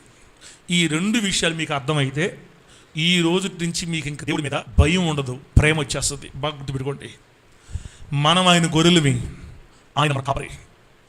అందుకే బైబిల్ రాయబడింది, ఆయన మంచి కాపరి. నేను నా గొర్రెలకు మంచి కాపరిని, నేను నా గొర్రెల కోసం ప్రాణం పెడతాను. యోహాను సువార్త 10వ అధ్యాయం చదువుకుంటే మన మీద ఆయనకి ఎంత ప్రేమ ఉందో మీకు అర్థమవుతాయి. యోహాను సువార్త 10వ అధ్యాయం. ఇప్పుడు నేను దుడ్డు కర్ర గురించి చెప్తున్నాను చూడండి. దుడ్డు కర్రని గొర్రెల కాపరి దేనికి ఉపయోగిస్తాడు అంటే శత్రువుల నుండి రక్షణ కోసం. దుడ్డు కర్ర ప్రధాన ఉపయోగం. దుడ్డు కర్రని గొర్రెల కాపరి ఎందుకు ఉపయోగిస్తాడంటే శత్రువుల నుండి రక్షణ, తను రక్షించుకోవడానికి, అన్నిటికంటే ముఖ్యంగా గొర్రెలను రక్షించుకోవడానికి. దుడ్డు కర్ర కాపరికి ఎందుకంటే గొర్రెల్ని శత్రువుల నుంచి రక్షించడానికి. గొర్రెలకి శత్రువులు ఎవరు తల్ల? సింహాలు, ఎలుగుబంట్లు, తోడేళ్ళు, ఒక్కోసారి దొంగలు కూడా, అంతే కదా. గొర్రెలకి శత్రువులు వీరే అవే. వాటి నోటి నుండి, వాటి చేతి నుండి తన గొర్రెలను రక్షించుకోవడానికి కాపరి చేతిలో ఎప్పుడు కూడా దుడ్డు కర్ర ఉంటుంది. అందుకే దావీదు గారు సౌలు రాజుతో చెప్పేటప్పుడు, రాజా నా మీదకి ఎలుగుబంటి సింహం వచ్చాయి, అప్పుడు నేను ఒక్క ఉదుటిని పరిగెత్తి వాటిని కొట్టి చంపి తినలో, వాటిని కొట్టి చంపి తినని. దేంతో కొట్టాడు తెలుసా? దుడ్డు కర్రతో కొట్టాడు దావీదు గారు. ఆ రాడ్డు కర్రతో కొట్టాడు. తర్వాత దావీదు చెప్పాడు, ఆ సింహపు నోటు నుండి, ఎలుగుబంటి నోటు నన్ను తప్పించిన నా దేవుడు వీడి చేతిలో నుంచి కూడా తప్పిస్తాడని ఆయన విశ్వాసంతో మాట్లాడాడు. గొర్రెల కాపరి సింహాన్ని, ఎలుగుబంటి దేంతో కూడా చంపాడంటే ఈ దుడ్డు కర్రతో కూడా చంపాడు. గొర్రెల కాపరి దగ్గర దుడ్డు కర్ర ఉంటుంది. ఎందుకంటే గొర్రెలని శత్రువుల చేతుల్లో నుంచి, క్రూరమృగాల చేతుల్లో నుంచి, క్రూరమృగాల బారి నుండి తప్పించడానికి, కాపాడుకోవడానికి, తన గొర్రెలను క్షేమంగా చేసుకోవడానికి కాపరి చేతులు ఖచ్చితంగా ఉండాలి దుడ్డు కర్ర. ఇప్పుడు దావీదు చెప్తారు, నీ దుడ్డు కర్ర, నీ దండం నన్ను ఆదరిస్తున్నాయ్యా. దేవుని చేతుల్లో ఉన్న దుడ్డు కర్ర వల్ల మనకు ఆదరణ కలుగుతుంది. ఎలా అంటే నిన్ను నన్ను నాశనం చేయటానికి రకరకాల శత్రువులు మన మీద దాడి చేస్తున్నారు. నిన్ను నాశనం చేసేది ఏదైనా అది క్రూరముఖమే, గుర్తుపెట్టుకో. అప్పుల వల్ల మనకు మనశ్శాంతి లేదనుకోండి, మనశ్శాంతి లేనప్పుడు మనం ఆరోగ్యంగా ఉంటాం, ఆరోగ్యంగా తయారవుతామా? రోజు తగ్గిపోతామా? దిగులుంటే బైబిల్ ఏమో తెలుసా? దుఃఖంతో కూడిన మనస్సు ఎముకలు ఎండిపోయేటట్టు చేస్తుందంట. ఎండిపోయేటట్టు ఎముకలు, ఖిన్నమైన మనస్సు ఎముకలను ఎండిపోజేయనుంది. ఎముకలను ఎండిపోయేటట్టు చేస్తుందంటే అది ఒక శత్రువు మనకి. మనశ్శాంతి లేకపోవడం, నెమ్మది లేకపోవడం, అనుమానాలు, గొడవలు, బిడ్డలారా, తర్వాత అప్పుల బాధలు, రోగాల బాధలు, తర్వాత లోకంతో ఒక పక్క పాపం ఒక పక్క దాడి చేస్తుంటుంది మన మీద. మన లోకంలో లాక్కెళ్ళిపోతూ ఉంటుంది, దేవుని దూరంగా లాక్కెళ్ళిపోతూ ఉంటుంది. శరీరం ఒక పక్క శత్రువు, శరీరం, లోకం, సాతాను, మళ్ళా ఈ భౌతిక సంబంధమైన సమస్యలు, కష్టాలు, కన్నీళ్లు, ఇలా ఎన్నో రకాల శత్రువులు నిన్ను నాశనం చేయాలని చూస్తుంటాయి. అలా ఎప్పుడైతే మనల్ని నాశనం చేయాలని శత్రువులు మన మీదకి వచ్చి పడుతుంటారో అప్పుడు నువ్వు నమ్మాలి తమ్ముడా, నా దేవుని దుడ్డు కర్ర ఒకటే దెబ్బ కొట్టద్దు బట్టి నన్ను నమ్మాలా. దేవునికి స్తోత్రం కలుగును గాక. నాతో ఉన్న నా దేవుడు దుడ్డు కర్ర చేత పట్టుకున్నాడు. నన్ను నాశనం చేయాలని వచ్చే ఏ శత్రువునైనా ఒకటే దెబ్బ, 6 తిరిగి మరలా మన వైపు కూడా చూడకుండా కొడతాడు దాన్ని అని నమ్మేమనుకో, కొద్ది కాలం ఒక నడిచినా ఒకనాటికి అద్భుతంగా రక్షించబడతావు యేసు నామములో. హల్లెలూయా. భయంకరమైన రోగం మన జీవితం కనబడింది అనుకో, భయపడిపోకూడదు. దుడ్డుకర్రత ఉంది, నా దేవుని దుడ్డుకర్రత ఉంది, ఒక్క దెబ్బ కొడతాడు దీని ఆనవాళ్ళు కూడా కనబడకుండా చేస్తాడని నమ్మగలిగితే, నమ్మితే ఆ భయంకరమైన రోగాల బారి నుంచి కూడా దేవుడు మనల్ని లేవనెత్తి ఆరోగ్యాన్ని ప్రసాదించడానికి సిద్ధంగా ఉన్న దేవుడు. ఒకటే నమ్మాలి తల్ల, ఆయన గొర్రెల్లో ఒక్కటి కూడా నశించడం దేవునికి ఇష్టమో లేదు. నిన్ను నశింపజేయాలని వచ్చే ప్రతి శత్రువుని కొడతాడు ఆయన. దేంతోటి? దుడ్డుకర్ర. మన బిడ్డలు చదువుకున్నారు, చదువుకునే మన బిడ్డలకి ఉద్యోగం లేకుండా ఉన్నారనుకోండి ఇంట్లో, అది మనకు సంతోషమా బాధ? అది మనకు సంతోషమా బాధ. మన బిడ్డ రోడ్ల మీద తిరగతుంటే ఫైళ్ళు పట్టుకొని మనకే బాధ అయినప్పుడు ఇక ఏం మనశ్శాంతి ఉండగలుగుతాం చెప్పండి? అప్పుడు ఆ దిగులు వల్ల నువ్వు క్షీణించిపోతూ ఉంటావు. అలా నువ్వు క్షీణించిపోవటం ఇష్టం లేని మన దేవుని దుడ్డు కర్ర మీద నువ్వు నమ్మకం పెట్టుకుంటే ఒకటే ఏటు, నిరుద్యోగాన్ని కొడితే నీ బిడ్డకి ఏ వైపు నుంచి తెస్తాడో, ఏ పక్క నుంచి తెస్తాడో ఆయన ఒక ఉద్యోగాన్ని మన బిడ్డలకు ఏర్పాటు చేస్తాడు యేసు నామములో. గట్టి చెప్పు హల్లెలూయా. ఇదంతా నమ్మకం మీదే ఆధారపడం తమ్ముడా. విశ్వాసమే మన ఆయుధం. నా దేవుడు నాకు కాపరి, నా మంచి కాపరి, నా మీదకి వచ్చే శత్రువులు దుడ్డు కర్రతో కొడతాడు, నా మీదకి వచ్చే శత్రువుల్ని. వ్యాధుల, రోగాల, నిరుద్యోగమా, నిస్పృహ, నిరాశల, కష్టాల, కన్నీళ్ళ నిన్ను నాశనం చేయాలని చూసే అది ఏదైనా నీ జోలికి రాకుండా కొడతాడు అని ఈ రోజు నుంచి నమ్ముదువుగాక. ఈ రోజు నుంచి నమ్ముదువుగాక, నమ్మి పొందుకుందువుగాక. ఇజ్రాయేల్ దేశం మీద బాంబు పడకుండా మధ్యలోని ఎలా పేల్చేస్తున్నాయో ఐరొండమో ఇప్పుడు ఇజ్రాయేల్ దేశం అయినా కూడా ఒక్కోసారి ఫెయిల్ అవుతుందనా, ఒక్కోసారి ఐరొండోమ్ ఫెయిల్ అయ్యి 2-3 బాంబులు పడుతున్నాయి దేశం మీద. ఆ 2-3 బాంబులకి ఇళ్ళు కూలిపోతున్నాయి, చనిపోతున్నారు చాలామంది. వాళ్ళు 400 బాంబులు పంపిస్తే 2-3 పడిపోతున్నారు దేశం మీద, మిగతా కాల్ చేస్తున్నారు. మన యేసయ్య ఐరొండోమ్ స్టార్ట్ అయింది అనుకో, సింగిల్ బాంబు కదా, కాదు కదా, మన హద్దుల్లో కూడా రాదు యేసు నామములో అంత. ఆమె చెప్పండి గట్టిగా. ఏ కర్త 6లే దేవదూతలనే పెడతాడు అవసరమైతే చుట్టూ మన చుట్టూ. యెహోవా యందు భయభక్తులు గలవారు మీకు నీతిశూరుడు ఉదయిస్తాడు, తన యందు భయభక్తులు గలవారికి కావలి కాయుటకై ఆయన తన దూత నంపి కాపాడుతాడు మనల్ని. యెహోవా దూత కావలి ఉండి వారు రక్షించును. చుట్టూ దూతలను పెట్టి దుడుకర్లేసాడు అంతే. నీ జోలికి, నీ ఇంటి జోలికి, నీ వ్యాపారం జోలికి, నీ చేతి పనుల జోలికి, నీ ఆర్థిక పరమైన జోలికి, నీ కుటుంబ జోలికి ఏది వచ్చినా 6లే. ఇంకా షాట్లు వస్తున్నారు మనం అంతే, సౌండ్ వస్తుంటుంది, మనుషులు కనపడరు, బొక్ అంటంతే వెళ్ళిపోయి ఉంటుంది అడ్రస్ లేకుండా. ఏం సార్ నువ్వా సినిమా చెప్పినట్టు చెప్తున్నావు మాక అంతే. నమ్మితే చూస్తావు దేవుని శక్తిని. హల్లెలూయా, హల్లెలూయా. నమ్మితే చూస్తావు దేవుని శక్తి, నమ్మకపోతే ఆయన కూడా ఏమి చేయడు. మనం నమ్మించడానికి ఈరోజు వాక్యం చెప్పించాడు ఆయన దుడ్డు కర్ర, ఆయన దండం మనల్ని ఆదరిస్తాయి. బిడ్డ, దేవుని దుడ్డు కర్ర నీకు తోడుగా ఉంది. ఏ శత్రువుని నేను చేయలేడు, ఏ రోగం నేను చేయలేదు, ఏ బాధని నేను చేయలేదు, ఏ పాపం నేను చేయలేదు. నిన్ను పాపం లాక్కెళ్ళి నిన్ను నాశనం చేద్దామని పాపం వచ్చినప్పుడు పాపాన్ని కూడా తంతాడు ఆయన. ఆ పాపాన్ని కూడా తంతాడు. ఊహకి ఏమనుకోబాకండి.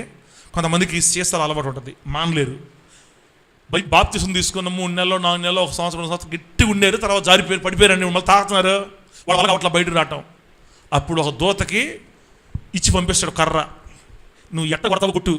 రెండోసారి ఆ మనిషి దగ్గర సీసా కనబడకూడదు అంటాడు. మనం సైలెంట్గా పోతా ఉంటాం. నా దేవుడు ఏ నాటికైనా లేపుతాడు నన్ను, నా దేవుడు ఈ దుర్మగను లేపుతాడు, నన్ను స్థిరపరుస్తాడు, నన్ను వదలడు, నా దేవుడు నన్ను వదలడు అని విశ్వాసంతో పోతున్నాం అనుకో, ఎప్పుడు కొడతాడు, ఇప్పుడు ఎగరద్ది, 6 అవతల పడద్ది. ఇంక నీ జీవితంలో దాన్ని చూస్తే వాంతి చేస్తుంది. తెలియకుండానే అత్యద్భుతమైన రక్షణ, విడుదల నీ కళ్ళతో చూస్తావు యేసు నామములో. పాపాన్ని కూడా కొడతాడు ఆయన. మనం ఆయన బిడ్డలే, మనం ఆయన రక్తం, మనం ఆయన సంతానం, మనం ఆయన పిల్లలమి, ఆయన ఏర్పరచుకున్న బిడ్డలమి. దుడ్డు కర్ర మన కోసం పనిచేస్తుంది. శత్రు బారిన పడకుండా నిన్ను కాపాడడానికి దేవుడు ఆయన దుడ్డు కర్ర పెట్టుకున్నాడు. బిడ్డ, లాస్ట్ మాట. దుడ్డు కర్రేమో నీ జోలికి ఏ శత్రువు రాకుండా, ఏ రోగం రాకుండా, ఏ కష్టం రాకుండా, ఏ బాధ రాకుండా, నిన్ను నాశనం చేయకుండా, నీ కీడు చేయకుండా. ఎంత మంచి మాట. ఏ తెగులు నీ గుడారాన్ని, చెప్పండి ఏమన్నా బైబిల్లో, ఏ తెగులు నీ గుడారాన్ని సమీపించదు, ఏ అపాయం నీ గుడారాన్ని సమీపించదు. నీ ప్రక్కని 1000 మంది పడినా, నీ కుడి ప్రక్క 10,000 మంది కూలినా అపాయం నీ యొద్దకి రాదు అని చెప్పాడు యేసయ్య. అంతే, రాదు. అపాయం నీ దగ్గరకు రాదు. నమ్మితే అనుభవిస్తావు. ఇంత చెప్పినా కూడా నీకు నమ్మకం ఎందుకు కలగట్లేదు? అసలు మీరు పాపం గురించి మర్చిపోండి బిడ్డ, ఇంకా మర్చిపోండి దాని సంగతి. మనకు అంత ప్రేమ. మీకు ఏదన్నా భయం వస్తే నువ్వు నీ బిడ్డల గురించి ఆలోచన చేసుకో. నీ బిడ్డ గురించి నువ్వు ఎంత తపన పడుతున్నావో అంతకంటే కొన్ని 1000 రెట్లు యేసయ్య మన కోసం తపన పడుతుంటాడు. మనం ఆయన కావాలి. మనల్ని ఆయన దూరం చేసుకోడు బిడ్డ. దుడ్డు కర్ర మనల్ని ఆ విధంగా కాపాడుతుంటే ఆయన దండం ఉంది కదా, ఆయన దండం మనల్ని ఏం చేస్తుంది తెలుసా బిడ్డరా? ఆయన దండం చేతికర్ర, వంగికర్ర ఏం చేస్తుందంటే తప్పుదారి పట్టే గొర్రెల్ని దండంతో తిరిగి సరైన మార్గానికి తీసుకువస్తాడు కాపరి. మార్గదర్శకత్వం చేస్తాడు కదా, మార్గదర్శకత్వం, గైడెన్స్. దండం అంటే స్టాఫ్. కాపరి చేతిలో ఉన్న దండం, ఆ కర్ర గొర్రెలు తప్పిపోయినప్పుడు, మార్గం తప్పిపోయినప్పుడు వాటిని మరలా తిరిగి సరైన మార్గంలో తీసుకోవడానికి ఆ కర్రను ఉపయోగిస్తాడు కాపరి. రెండోది, ఆ దండము గొర్రెలకి సహాయం చేస్తుంది. ఆ కర్ర గొర్రె ఎక్కడైనా చిక్కుకుంటే, ముళ్ళల్లోనో కంపల్లోనో ఎక్కడైనా చిక్కుకుంటే ఆ కర్రతో, ఆ వంకితో గొర్రెని బయటికి లాగి గొర్రెని రక్షించుకుంటాడు కాపరి. అమ్మా, దుడ్డు కర్రేమో బయటి వారి నుంచి మనల్ని కాపాడుతుంది, దండమేమో మనల్ని సరిచేస్తుంది. దేవునికి స్తోత్రం కలుగును గాక. చెప్పండి గట్టిగా హల్లెలూయా. దుడ్డు కర్ర ఇతరుల నుండి మనల్ని రక్షిస్తుంది, దండం మనల్ని సరిచేస్తుంది, మనకి హెల్ప్ చేస్తుంది.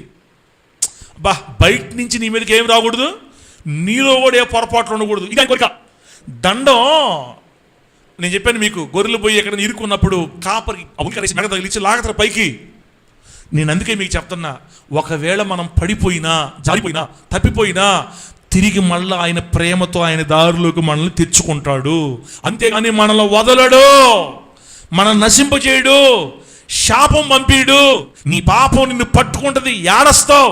ఈ మాటలు మనం వినకూడదు. ఇంకా నువ్వు ఏడికి వచ్చి మేలేంది, నువ్వు నాశనం అయిపోతానికి వచ్చి మేలేంది, నేను చెడిపోవడం వల్ల నా దేవునికి ఏమైనా మేలు వస్తుందా?